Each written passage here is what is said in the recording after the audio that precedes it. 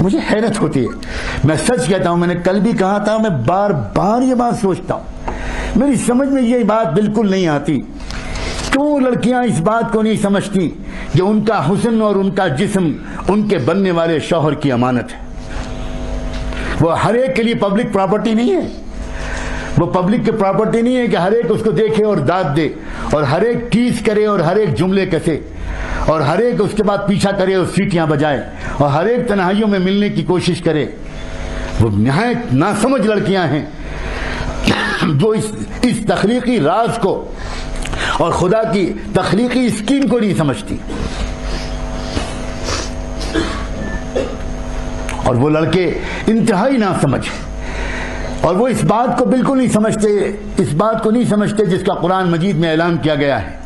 کہ تم اگر ناپاک رہو گے تو تمہاری قسمت میں کبھی پاک دامن لڑکی نہیں لکھی جا سکتی، اور لڑکیوں کی سمجھ میں یہ بات نہیں آتی کہ تم اگر ناپاک بنو گی تو تمہاری قسمت میں کبھی بھی پاک دامن لڑکا نہیں لکھا جا سکتا۔ الطیبات للطیبین والطیبون للطیبات والخبیثات للخبیثین والخبیثون للخبیثات۔ اللہ تعالیٰ نے صاف فرمایا دو قسم کے لڑکے ہیں اور دو قسم کی لڑکیاں ہیں، دو قسم کے مرد ہیں اور دو قسم کی عورتیں ہیں۔ ایک طیب مرد ہیں، ایک طیبات لڑکیاں اور عورتیں ہیں، جو طیبات ہوں گی ان کو طیبون ملیں گے، جو طیب لڑکے ہوں گے ان کو طیبات ملیں گی، اور جو ناپاک لڑکے ہوں گے ان کو ناپاک لڑکیاں ہی ملیں گی، اور جو ناپاک لڑکیاں ہوں گی ان کو ناپاک لڑکے ہی ملیں گے۔ چنانچہ جتنی لو میرجز ہوتی ہیں اور جتنے پیار محبت کے داستانوں کے بعد جو لوگ شادی کا رشتہ پارٹنر بنانا پسند کرتے ہیں، شاید ان میں سے 80-90% شادیاں ٹوٹ جاتی ہیں،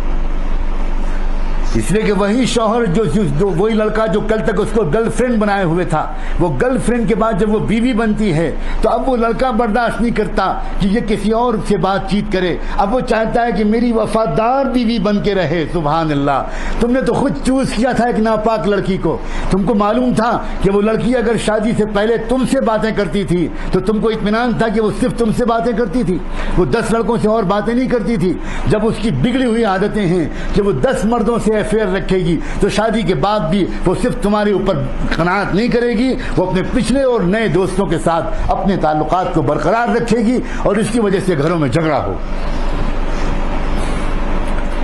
اسلام بڑا دین فطرت ہے، اسلام بڑا خوبصورت ہے، اسلام سائنٹیفک ہے، اسلام نیچرل ہے، اسلام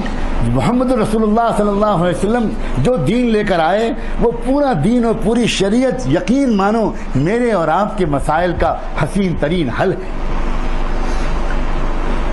اپنی نگاہوں کو کنٹرول کرو،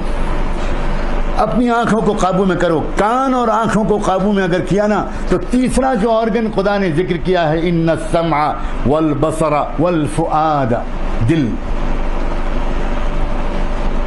اب مسئلہ ہے دل کا، اب باری ہے دل کی۔ جس کسی نے اپنے کان کو بھی بچا لیا اور اپنی آنکھوں کو بچا لیا گویا اس نے اپنے دل کو بچا لیا، اور جس نے اپنے دل کو بچا لیا، اپنے غلط خیالات سے دل کو بچا لیا، اس نے دراصل اپنی زندگی کو غلط اعمال سے بچا لیا، اس نے اپنے آپ کو گناہوں سے بچا لیا، اس نے اپنی زندگی کو برباد ہونے سے بچا لیا، اس نے اپنے سیرت و کردار کو داغدار ہونے سے بچا لیا۔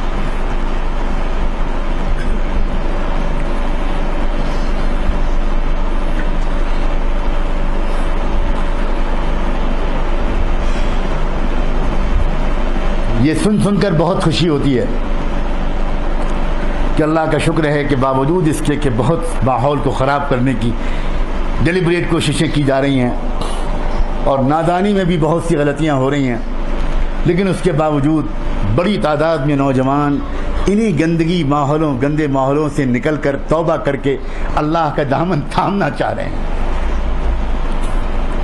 بچنا چاہ رہے ہیں ان ماحول کی گندگیوں سے۔ عزیزو، اپنے کندھوں پر ایک ذمہ داری لو، نہ صرف یہ کہ خود بچو گے بلکہ اپنے دوستوں کو بچاؤ گے، اپنے ماحول کو ایک رنگ میں رنگو، اپنی پڑھائی میں بھی ایکسیلنٹ اسٹینڈرڈ کو اچیو کرو۔ اکثر یہ بھی غلطی ہوتی ہے کہ جو نوجوان دین کی طرف آنے لگتے ہیں وہ اپنی اکیڈمکس میں اور اپنی اسٹڈیز میں بہت ڈھیلا پن لے آتے ہیں. یہ اسلام کو بدنام کرنے والا بہت بڑا جرم ہے, بہت بڑا جرم ہے. ہمیں یقین مانو جس طرح علماء کی ضرورت ہے, جس طرح مسجدوں اور مدرسوں کو آباد رکھنے والے لوگوں کی ضرورت ہے, ویسے ہی ہم کو ہزاروں بلکہ لاکھوں کی تعداد میں ایسے پروفیشنلز کی ضرورت ہے جو اپنے پروفیشنز میں بھی ایکسیلنٹ مارک اچیو کریں, ایکسیلنٹ اسٹینڈرڈ اچیو کریں, اور ساتھ ساتھ ان کے اندر تقویٰ ہو. یہ غلطی نہ ہونے پائے کہ اگر ہم ذرا سا دین کی طرف آئے تو پڑھائی اگنور ہو گئی, اور پڑھائی میں لگے تو دین اگنور ہو گیا, نماز چھوٹنے لگی, مسجد میں جانا کم ہو گیا, جماعت سے نماز پڑھنے کی پابندی کم ہو گئی, قرآن کی تلاوت کم ہو گئی, درود شریف پڑھنے کا اہتمام کم ہو گیا, اللہ والوں کے پاس جانا کم ہو گیا, بزرگوں کی خدمت میں حاضری کم ہو گئی. یہ غلطی مت کرو. زمانے کو جو بدل پائیں گے لوگ, وہ بدل پائیں گے وہ نوجوان, وہ لوگ بدل پائیں گے جن کے اندر دونوں چیزیں ہوں گی, جن کے اندر ویلیوز بھی ہوں گے اور جن کے اندر پروفیشنلزم بھی ہوگا. اپنے اپنے میدان کا جو بھی آپ نے اپنے لیے میدان چنا ہو, اس میدان میں اچھے سے اچھے نمبروں سے پاس ہو, اور صرف پاس مت ہو بلکہ ایک کانفیڈنس ہو تم کو اپنے پروفیشن میں, ایک زبردست اعتماد ہو اپنے جاب میں, اپنے پروفیشن میں, اور اس کے ساتھ ساتھ اللہ کرے اللہ کرے اللہ کرے اپنے کانوں اور اپنے آنکھوں کو, اور پھر ان دونوں کے نتیجے میں اپنے دل کو سماج کی پھیلی ہوئی خرابیوں سے اپنے آپ کو بچائے رکھنے میں کامیاب ہو جاؤ.